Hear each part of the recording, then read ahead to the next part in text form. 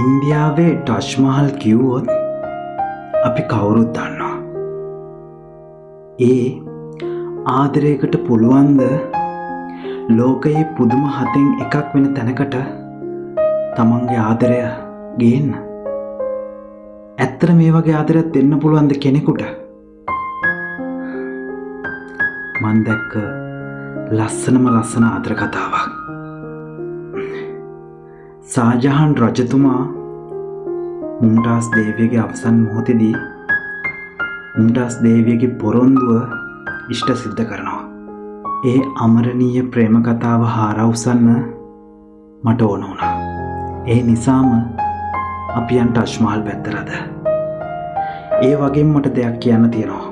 ඒ තමයි ඉදිරියේදී talk විත් Shan Bandara YouTube නාලිකාව ඔස්සේ දාමඝාතක සිතින් අභිරහස් දේවල් මේ සියල්ලක්ම ඔබේ නිවසටම ගෙනෙනවා. ඉතින් ටෝක් විත් ෂාන් බණ්ඩාර YouTube නාලිකාවත් එක්ක දිගටම රැඳී ඉන්න. එහෙනම් ඔයාලා කරන්නත් ඕනේ channel එක subscribe කරන්න ඕන. අපි යමු දෙහිනම් ටජ් මහල් බලන්න. ටජ් මහලේ ආදර කතාව ගැන අහන්න. යමු.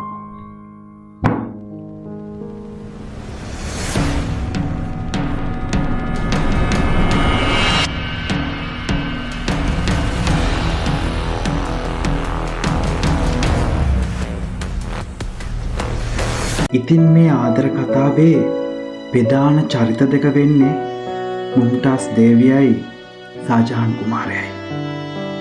ඉතින් අවුරුදු 19ක් මොවුන් දෙදෙනා විවාහ ජීවිතය ඉතාමත් සතුටින් ගෙවනවා. හරිම ආදරෙන්. මේ කාලය ඇතුළත ෂාජහාන් රජතුමාට යුද්ධයකට ප්‍රකාශයක් ඉදිරිපත් කරනවා. ඒ බාන්පූර්හි කංජාහන් කියන රජතුමාගේ ප්‍රකාශය. ඉතින් ෂාජහාන් රජතුමාට මුම්තාස් දේවිය අත්හැරලා යුද්ධයට යන්න වෙනවා. මේ කාලය ඇතුළත රජතුමාට මාලිගාවෙන් පණිවිඩයක් එනවා.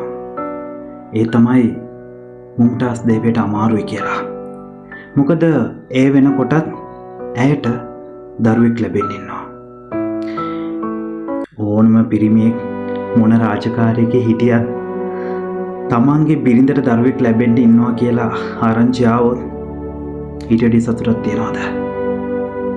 ඉතින් ඒ වගේම තමයි රජතුමා මේ පණිවිඩය ආපු විකසින්ම මුම්තාස් දේවිය බලන්න මාලිගාවට පිට වෙනවා. හැබැයි එහෙ මොහොත වෙන විටත් මුම්තාස් දේවියට දරුවා ප්‍රසූති වෙන්න ආසන්න වෙලාවක හිටියේ. කතන්දරේ කියන්නේ මුම්තාස් දේවිය දන්නවා ළමයා බිහි වුණත් මුම්තාස් දේවිය ජීවිතෙන් සමුගන්න බවට. ඒ නිසාම මුම්තාස් දේවිය රජතුමාගෙන් අවසන් ඉල්ලීම් දෙකක් ඉල්ලනවා. ඒක ලස්සන ප්‍රාර්ථනාවන් දෙකක්. පළවෙනි කාරණාව තමා මුම්තාස් දේවිය ෂාජහාන් රජතුමාට කියනවා, රජතුමනි, මම මේ ජීවිතයෙන් සමුගත්තත් ඔයා වෙන කෙනෙක් නැවත විවාහ කරගත්තත් කවදාවත් දරුවෙක් හදන්න එපා කියලා. එහෙම කියන්න එකම හේතුව තමා පරම්පරාව ගෙනියන්න මේ ඉපදෙන ළමයාත් එක්කම දරුවන් 14 දෙනෙක් ඉන්නවා. ඒ නිසා තමයි මුම්තාස් දේවිය කියන්නේ, රජතුමනි, නැවත කවදාවත් දරුවන් හදන්න එපා කියලා. ඔන්න එතනදී තමයි එතුමියගේ දෙවෙනි ඉල්ලීම ඉල්ලන්නේ. ඒ තමයි ලස්සනම ප්‍රාර්ථනාව. ඇය කියනවා ෂාජහාන් රජතුමාට, රජතුමනි, මම ජීවිතයෙන් සමුගත්තට පස්සේ මං වෙනුවෙන් ලස්සන ස්මාරකයක් හදන්න කියලා. හැබැයි ඒ ස්මාරකය අසම සම ලෝකෙටම එකක් වෙන්න ඕනි කියලා. ඉන්පසු ඇය ජීවිතයෙන් සදහටම සමුගත්තා. ඒක හරිම ලස්සන ආදර කතාවක්. ඉතිහාසයේ මේ ආදර කතාව ලස්සනට කියවෙන්න ලියවෙන්න ඇති. අපි නොදැක්කට අපි හිටියේ නැති වුණාට ඒ ආදර කතාවේ හරි ලස්සන ගැඹුරු තැන් ඔවුන් දකින්න ඇති. ඔව්. ඇය ජීවිතයෙන් සමුගන්නවා. ඒ කිස්තු වර්ෂ 1631 ජූනි මාසේ 6 වෙනිදා. මුම්තාස් දේවිය ජීවිතයෙන් සමුගත්තට පස්සේ දන්නවද? ෂාජහාන් රජතුමා වසර 2ක් ඇය වෙනුවෙන් වැළපෙනවා. ඉතින් කොහොම හරි මේ ෂාජහාන් රජතුමා දේවියගේ ඉල්ලීම ඉෂ්ට කරන්න ඕනේ හින්දා ටජ් මහල් හදන්න පටන් ගන්නවා. ඉතින් ඒකට ආකෘතියක් හදන්න ෂාජහාන් රජතුමා මාස 9ක් ගන්නවා.